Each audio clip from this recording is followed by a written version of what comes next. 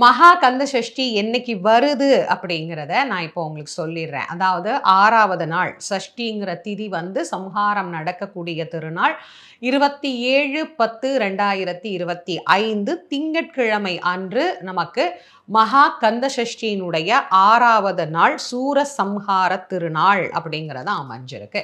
இதுல தொடர்ந்து விரதம் இருக்கிறவங்க அப்படியே அந்த விரதத்தை கடைபிடிச்சிட்டே வாங்க. இன்னைக்கு சொல்ற மற்ற நியதிகள் உங்கள் அனைவருக்குமே பொருந்தும்.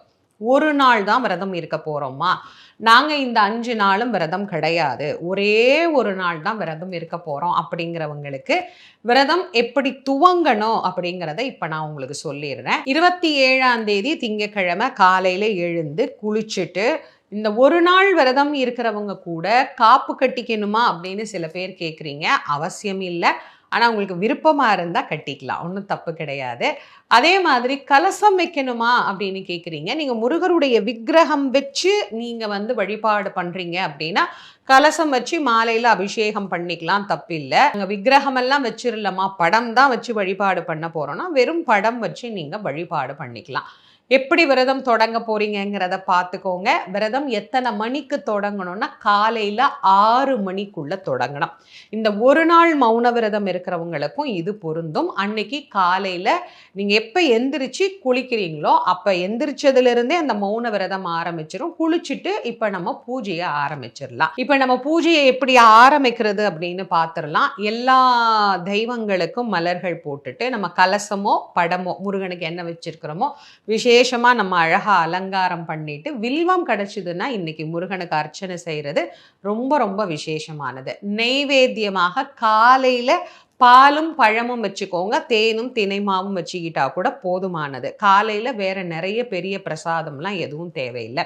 மாலை திருச்செந்தூரினுடைய சூரசம்ஹார கணக்குப்படி 4:30க்கு மேலே தான் சூரசம்ஹாரம் ஆரம்பிக்கும். 4 மணிக்கு மேலே அப்படின்னு வச்சுக்கோங்களேன்.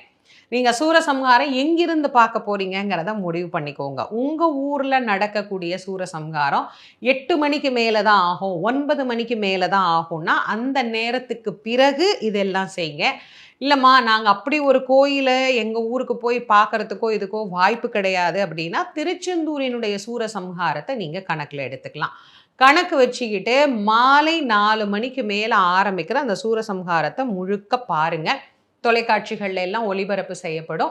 அதை எல்லாத்தையுமே நீங்க பார்த்துட்டு சூரன் தலை விழுந்த உடனேயே கண்டிப்பாக அனைவரும் குளிக்கணும். இந்த விரதம் இருக்கக்கூடிய எல்லாருமே 5 நாள் விரதம் இருக்கிறவங்க சாயங்காலம் தான் குளிக்கணுமே அப்படின்னு காலையில நீ குளிக்க வேண்டாம் அப்படின்னு யோசிக்கக்கூடாது.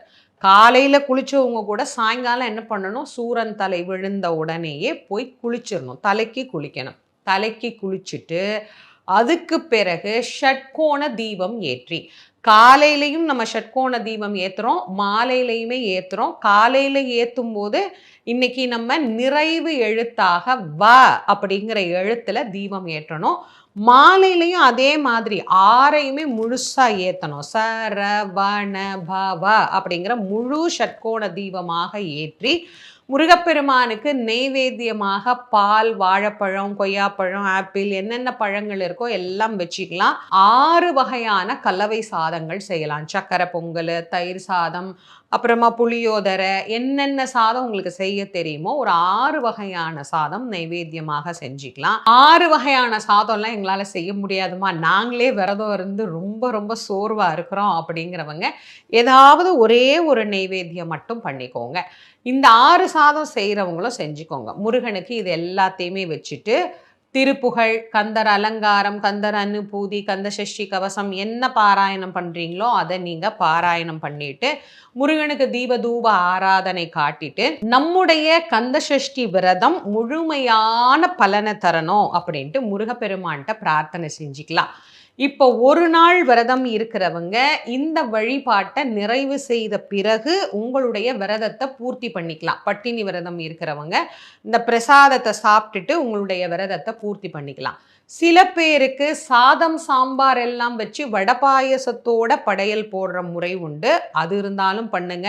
இல்லைனா சில பேர் பால் பழம் மட்டும் நெய்வேத்தியம் பண்ணிட்டு இட்லி தோசை அந்த மாதிரி டிஃபனாக சாப்பிட்டு தான் விரதம் பூர்த்தி பண்ணுவோம் அப்படின்னா அது உங்களுக்கு எது சௌகரியமோ அப்படி பண்ணிக்கோங்க.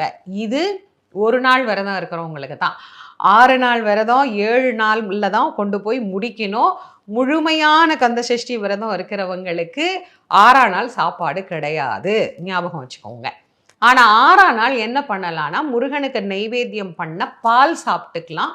கோவில்ல தரக்கூடிய பிரசாதங்கள் சாப்பிட்டுக்கலாம். நம்ம வீட்ல இருக்கிறோம் இல்லையா? வீட்ல தான் இருந்து விரதம் இருக்கிறோம் அப்படின்னா, வீட்ல சுவாமிக்கு படைக்கிற நெய்வேத்தியம், சர்க்கரை பொங்கல், தயிர் சாதம் இதெல்லாம் நாம அன்னைக்கு கொஞ்சம் எடுத்துக்கலாம். ஏன்னா, சம்ஹாரம் முடிஞ்ச உடனேயே கொஞ்சம் பால் எடுத்துக்கிட்டு, இந்த வயித்துக்கு முருகன் சூரனை சம்ஹாரம் பண்ணிட்டார் அப்படின்னு சொல்லிர்றோம். ஆனா விரதம் எப்ப பூர்த்தியாகும்? 7ஆம் நாள் தான் நமக்கு பூர்த்தியாகும். அதனால 6ஆம் நாள் ஒரு நாள் மட்டும் விரதம் இருக்கிறவங்க அன்னைக்கே சாப்பிட்டு விரதத்தை பூர்த்தி பண்ணிக்கோங்க. மற்றவங்க பிரசாதம் எடுத்துக்கோங்க. நாம அன்னைக்கு ஏதாவது பக்தர்களுக்கு தானம் கொடுக்க முடியும் அப்படின்னா அன்னதானம் பண்ணுங்க. ரொம்ப ரொம்ப விசேஷமானது. அதே மாதிரி ஒரு நாள் விரதத்துக்கு காப்பு கட்டினவங்க காப்பை கழட்டிக்கோங்க. நீங்க காலையில ஆரம்பிச்ச விரதத்தை மாலையில பூர்த்தி பண்ணிருங்க.